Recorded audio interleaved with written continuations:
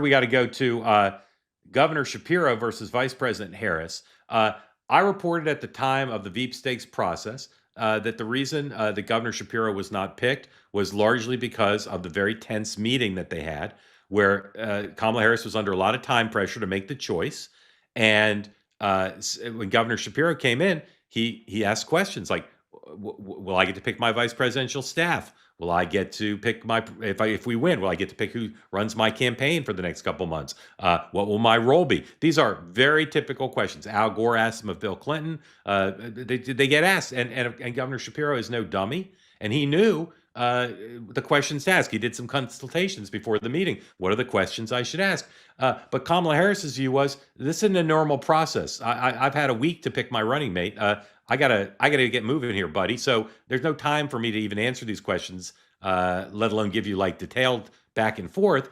And that was the main reason because whereas he came in and asked a bunch of questions, then Governor Walz came in and he's like, "I'm here to help. Let me know what you need me to do. I'm happy to do it." And so for her, it was an easy choice. The guy asking no questions versus the guy who made it clear he wasn't really going to take it unless she answered she answered a lot of the questions. Now, that's not the only reason she didn't pick him, but my reporting at the time said that. Say what you will about Kamala Harris's book, to my reporting, she's very accurate on a lot of things that had never been reported very widely before. And on this one, her account, I believe, is pretty accurate. She recounts the tension between them as he asked questions. So when the book first came out, Governor Shapiro's spokesperson said, she kind of deflected, said, well, the governor's main focus was, sole focus was on beating Donald Trump. So today or yesterday, Governor Shapiro doing an interview with The Atlantic. This is number 15, please.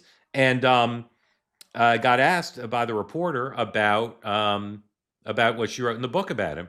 And he kind of lost it. Temper flared. He tried to reel it back a little bit. But here's what the account from the Washington Post of the Atlantic interview with Tim Alberta, who's you know him, Katie? You should meet him if you don't know him. He's a very good reporter. Harris also wrote in her memoir that before Shapiro's interview, the Pennsylvania governor asked her residence manager how many bedrooms were in the vice presidential residence and wondered aloud about whether the Smithsonian might work with him to loan Pennsylvania art for the house. This particular detail seemed to provoke the most incredulous and defensive response from Shapiro, according to Tim Alberta, who did the interview. Quote, "That's complete and utter bullshit," Shapiro told The Atlantic. "I can tell you that her accounts are just blatant lies." Do we have the next part of the quote? I don't know if we have the next part of the quote. He said, no, we don't. All right, he said she was trying to cover her ass, and then he took that back. He said, well, she wasn't trying to cover her ass. Anyway, Katie, what do you make of this? These are obviously two people who may run against each other for president, but why do you think Governor Shapiro is so exercised all of a sudden about this? Yeah. Well, as you say, clearly the specific bits he's saying just aren't true. And I think obviously this idea that you're working out how to put the paintings up in the place when you haven't even won has a sense of haven't even been selected. Exactly right. So I can see why that, if it isn't the case, would irritate someone because it makes you look complacent on many levels. But the broader thing is ultimately they do seem to vaguely agree on the same points, which is he was asking a bunch of questions and she was saying, why are you asking those questions?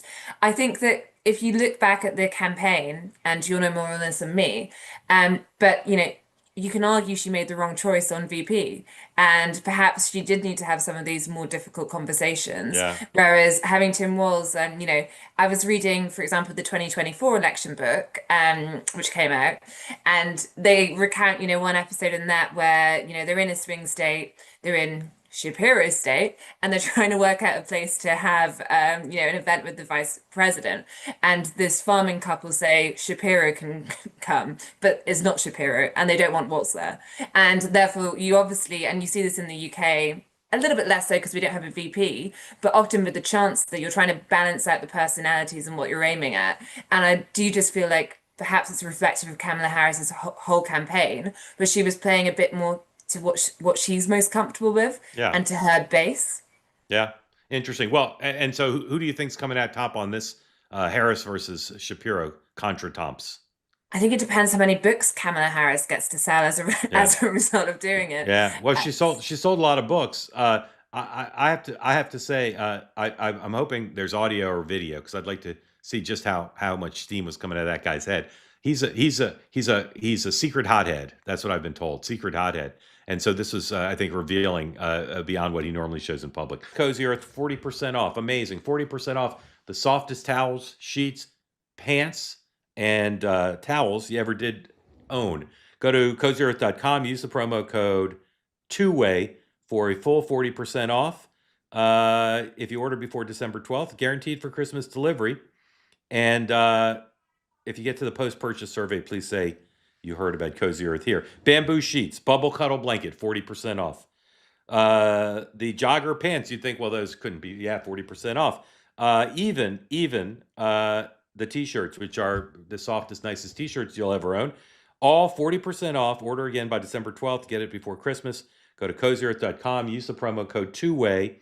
Give the gift of everyday luxury this holiday season. So buy the pants for yourself. Buy them for someone you love. And if you buy the pants for someone else, I'll expect a nice tweet or text on Christmas saying, Mark, you're like my secret Santa. Thank you for your help. They say that something that's easy is like a walk in the park. Well, easier than a walk in the park, hit the subscribe button, be part of the two-way community, never miss an episode, be part of our conversations. Thank you for your service to America. And don't forget, you can now listen to the morning meeting and two-way tonight on Apple, Spotify, or wherever you get your podcasts.